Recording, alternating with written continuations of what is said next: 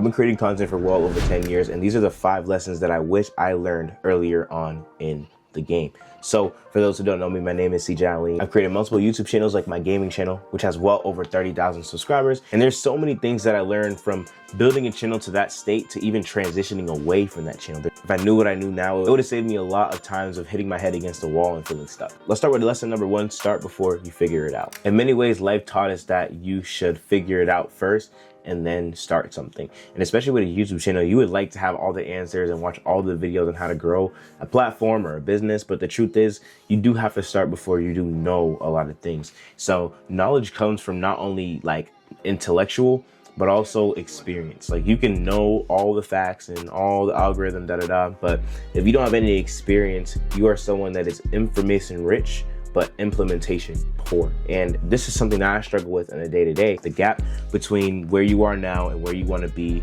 is only able to be closed by moving forward and taking steps in strides to get there. I've tried things, and sometimes things were even so successful that I had to transition. I knew that with 2K, I loved it and I got it to 30,000, but I knew that I was outgrowing the game to an extent. I felt like this isn't a display of who I am in this moment anymore.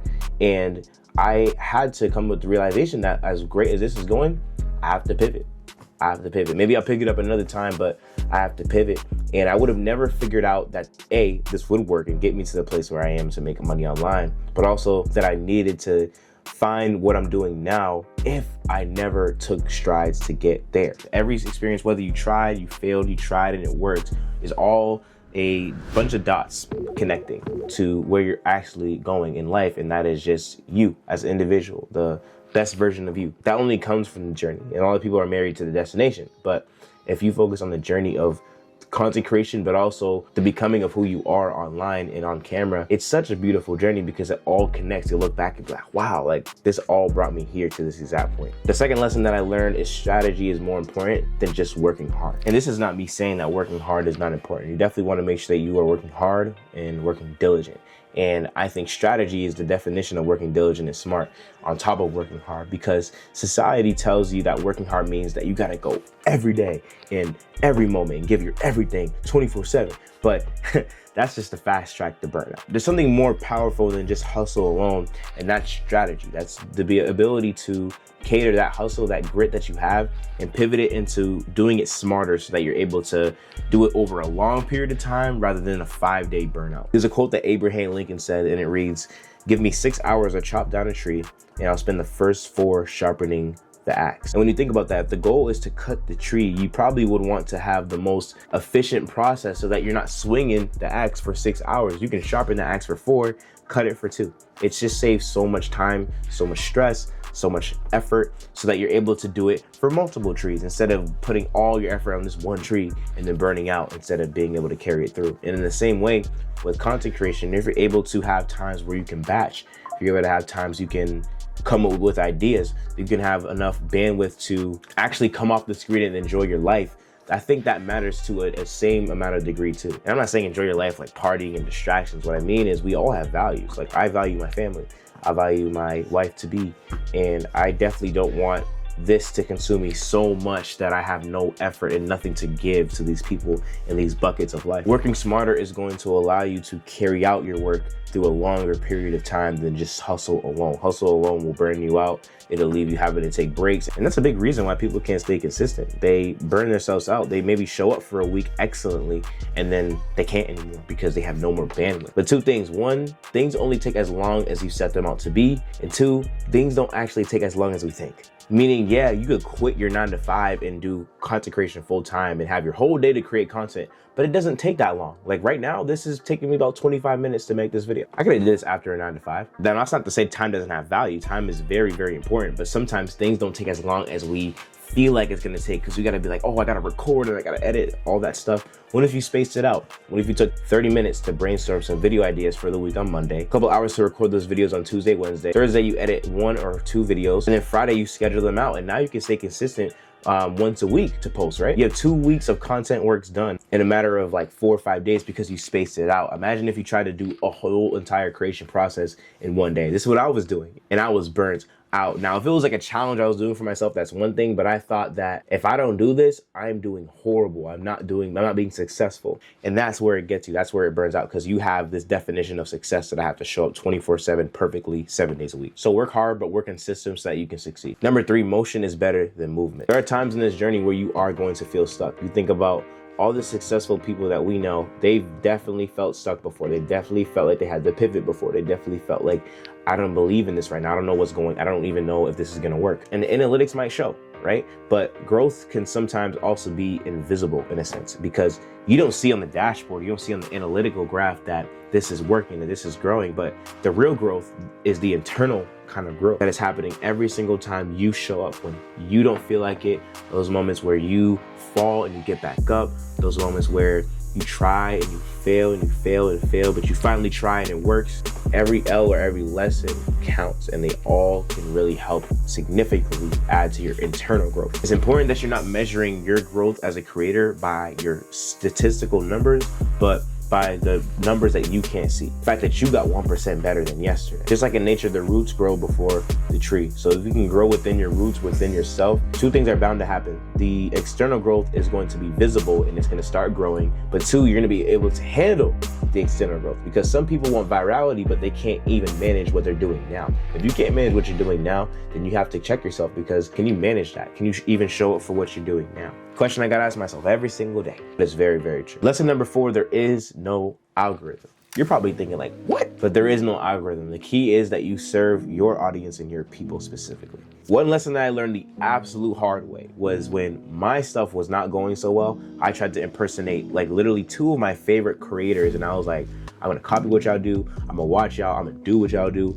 I'm gonna interact with your my viewers the way that you're interviewing with your viewers. And it left me just not only losing myself, but also losing the people who actually like rocked me for who I was. Now, those people ended up, coming back and staying tapped in and all that, but I wasn't catering to the people that were put in front of me for a reason. Like, I realized that when you aim at everybody, you're gonna miss the most important people that you were called to serve. Chasing trends often cost me connection. I lost the value of being true to myself for those 5 to 10 people who originally started watching me, because that's what got me where I am. You're gonna look to your left and someone might be going a little bit faster on that highway than you, and you might feel like, dang, like I need to catch up, I need to zoom up, especially when it's your close ones. That's what it was for me. But at the end of the day, strategy can always be changed. You can change how you show up. You can change what works and what doesn't, what's keeping your viewers retained, what's not, what's making the people not want to buy from you, or what is. But what you don't want to change is who you are. You don't want to change what you stand for. You don't want to compromise. Those little compromises really build up and create something in you. It wants you to take shortcuts, and it wants you to go left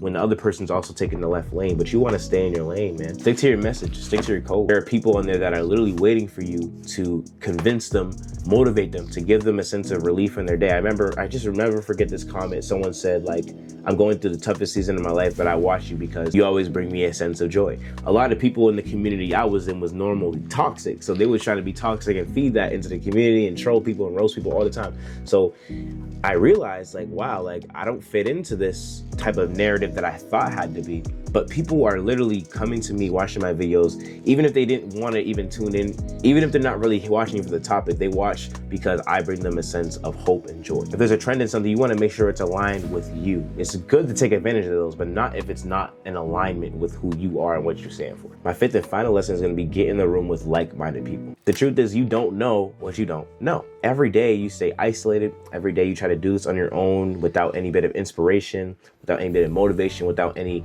like-mindedness around you. You're paying this huge, huge fine.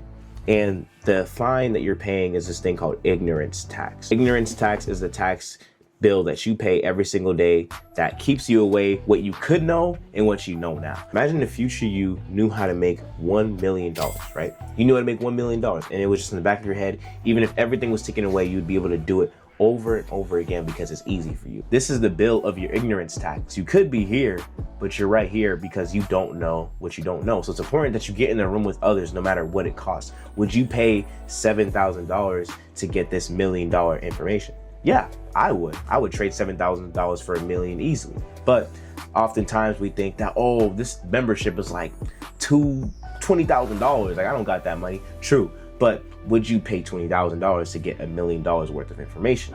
Absolutely. So that's the way you really have to measure these things. These things are transformational. Even what I'm doing for my business now, Your Brand Express, a lot of people struggle with hitting record on the camera and feeling confident and actually producing the content, recording, editing, posting, and staying consistent. That's what I'm doing for my business. I help people get started with that, and I do it for them. Literally straight done for you for $497 a month. With that $497 a month, what if that was the thing that you needed to really start getting some traction online and getting your business discovered? All promotion aside, you would do it because you know that if the right person buys from you, if you have this $2,000 offer, if 10 people do it, that's $20K a month. That's the real numbers you should be looking at. Anyways, I'm low-key geeking out, you know what I'm saying? If you want to find out more about that, obviously check the description. But you just don't know what you don't know. I remember one of my good friends, Jay, he pulled me aside after I graduated. I was going crazy on YouTube at the time, what I would call it.